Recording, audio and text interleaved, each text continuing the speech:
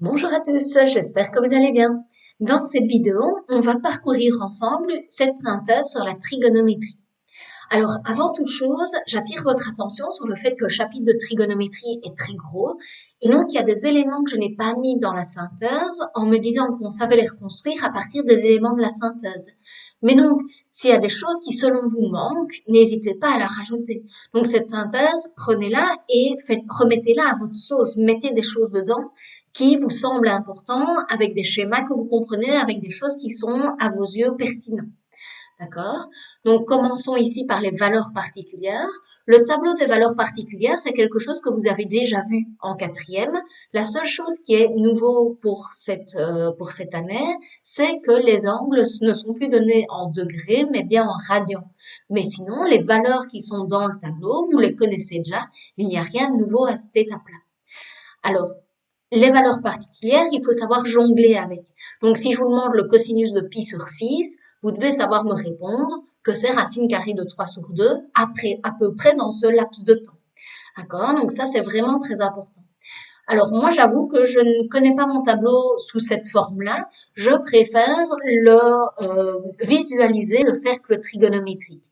Alors, je vous en ai mis un. Moi, je l'aime bien, mais ce qui est important, c'est que vous en trouviez un qui vous parle à vous. Moi, celui-ci, je l'aime bien. Pourquoi? Parce que les sinus ici sont représentés en rouge sur l'axe des ordonnées. Les cosinus sont en vert sur l'axe des abscisses. Il y a l'axe des tangentes qui est représenté en bleu et du coup, on retrouve en bleu sur l'axe des ordonnées les valeurs des tangentes. Alors, il est un peu trop complet parce qu'il y a également la cotangente qu'on n'a pas travaillé ensemble, mais sinon, je le trouve relativement clair. On retrouve également les amplitudes des angles en degrés et en radians, et donc je trouve ce cercle trigonométrique complet.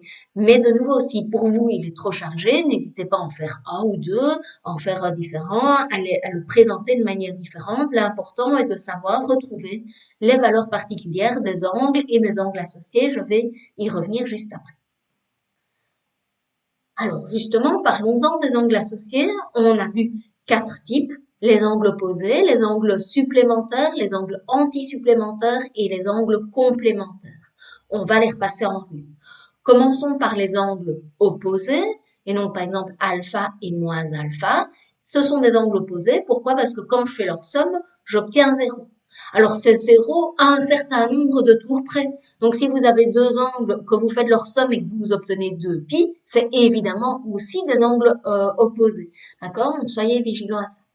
Lorsqu'ils sont représentés dans cercles trigonométriques, comment est-ce qu'on les reconnaît? C'est parce que leurs points représentatifs sont symétriques par rapport à l'axe des abscisses. Alors pourquoi les angles opposés nous intéressent? Parce qu'on constate que des angles opposés ont le même cosinus. Donc des angles opposés ont le même cosinus. Par contre, si on regarde leur sinus et si on regarde leur tangente, on se rend compte que sinus et tangente sont opposés. Donc ça, c'est des choses à bien avoir en tête, notamment lorsqu'on résout des équations trigonométriques. Dans cette synthèse, j'ai décidé de ne pas remettre la petite synthèse qu'il y a dans votre cours sur les équations trigonométriques. Pourquoi? Parce que selon moi, si on connaît bien ces angles opposés, ces angles associés, on n'en a pas besoin. Mais si pour vous c'est essentiel de l'avoir, n'hésitez pas à la rajouter. Alors on peut passer aux angles supplémentaires. Deux angles sont supplémentaires si leur somme fait pi à un certain nombre de tours près. Et donc, par exemple, alpha et pi moins alpha sont bien des angles supplémentaires. Si je fais leur somme, j'obtiens pi. Alors, comment est-ce que je reconnais des angles supplémentaires lorsqu'ils sont représentés dans un cercle trigonométrique? Ben, leurs points représentatifs sont symétriques par rapport à l'axe des ordonnées. Pourquoi est-ce que ce type d'angle m'intéresse? Parce que je me rends compte que deux angles supplémentaires ont le même sinus. Donc deux angles supplémentaires ont le même sinus. Par contre, je me rends compte que les cosinus et les tangentes sont opposés. D'accord? Donc ça, c'est des choses de nouveau à bien avoir en tête. Donc si j'ai deux angles dont les sinus sont égaux, soit les deux angles sont égaux, soit les deux angles sont supplémentaires. Alors, il reste encore les angles antisupplémentaires. Les angles antisupplémentaires, comment est-ce que je les reconnais? Ben, lorsque je fais leur différence, je dois obtenir pi, à un certain nombre de tours près. Et donc, par exemple, alpha et pi moins alpha, ben, si je fais pi plus alpha moins alpha, j'obtiens bien pi, donc leur différence fait pi, ce sont bien des angles antisupplémentaires. Lorsqu'ils sont représentés dans cercles trigonométriques, comment est-ce que je les reconnais? Parce que leurs points représentatifs sont symétriques par rapport à un centre de symétrie qui est 0, 0. D'accord? Ils sont en fait dans le prolongement l'un de l'autre. Alors, pourquoi est-ce que ces angles m'intéressent? Parce qu'en fait, ces angles, les anti-supplémentaires, ont la même tangente. D'accord? Donc, ça, c'est des choses à bien avoir en tête. Par contre, si je compare les cosinus et si je compare les sinus, je me rends compte qu'ils ont des sinus et des cosinus qui sont opposés. Donc, deux angles anti-supplémentaires ont la même tangente. Donc ça, c'est des choses à bien savoir. Et ces trois types d'angles associés sont vraiment utiles, notamment lorsqu'on résout des équations trigonométriques. Il reste un type d'angle qu'on n'a pas encore abordé ensemble. Ce sont les angles complémentaires. Deux angles sont complémentaires si leur somme fait pi demi. Donc par exemple, pi demi moins alpha et alpha. Si je fais leur somme, je tombe bien sur pi demi. Alors c'est de nouveau pi demi à un certain nombre de tours près. Et donc, ici, comment est-ce qu'on les reconnaît? Alors, j'avoue que c'est beaucoup moins pratique de les reconnaître lorsqu'ils sont représentés dans cercle trigonométrique. Pourquoi? Parce qu'ils sont symétriques par rapport à la droite d'équation y égale à x. J'avoue, c'est moins facile à voir que les précédents. Et en plus, les angles complémentaires, ils font quelque chose d'un peu particulier. Ils inversent sin et cos. Ça veut dire quoi? Ça veut dire que sinus d'un angle est égal au cosinus de l'autre angle, de son complémentaire. Et la même chose, le cosinus de l'un est égal au sinus de l'autre.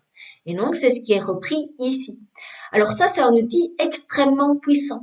Pourquoi? Parce que ça va nous arriver d'avoir un sinus et on souhaite un cosinus. Et donc, avoir recours aux angles complémentaires, c'est vraiment quelque chose d'intéressant. Alors, il y a aussi la formule fondamentale, mais pour ça, il faut avoir les carrés. Vous savez que cos carré alpha plus sin carré alpha est égal à 1 pour tout alpha.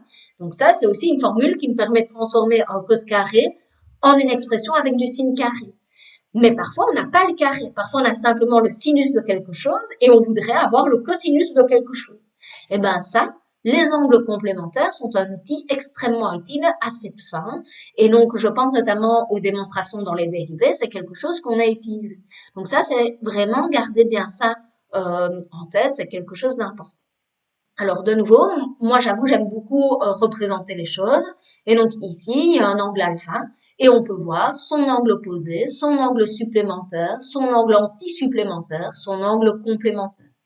Alors, il y a des choses qui sont notées en plus, c'est pas très grave, mais il y a au moins les éléments dont on a besoin et dont on a parlé. D'accord? Alors, il reste une dernière partie. Et pas les moindres, on y a passé beaucoup de temps, ce sont les formules. On a vu 4 types de formules, les formules d'addition, les formules de duplication, les formules de Carnot et les formules de Simpson. Alors, je ne vais pas toutes les passer en revue. L'objectif était simplement de vous redonner un formulaire où elles apparaissent toutes. En Réto, il y a certainement deux types de formules que vous allez utiliser un peu plus. C'est les formules de Carnot et les formules de Simpson. En fait, les formules de Carnot permettent de linéariser. Ça veut dire quoi? Ça veut dire que là, j'ai un carré, cos carré ou sin carré, et je peux dire que c'est égal à une expression qui ne contient plus de carré, qui est juste en du premier degré. Ça peut être utile notamment lorsqu'on calcule une intégrale ou une primitive. Donc, si un jour vous avez du cos carré ou du sin carré dans une intégrale ou une primitive, pensez peut-être à Carnot.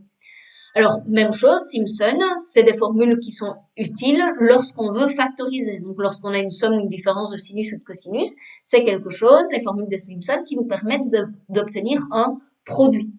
D'accord? Donc, ça, c'est des formules qui sont intéressantes à bien garder dans un coin de sa tête. Voilà, j'espère que tout est clair. Je sais que tout n'y est pas, mais le chapitre de trigonométrie est très fourni et donc j'ai dû faire une sélection.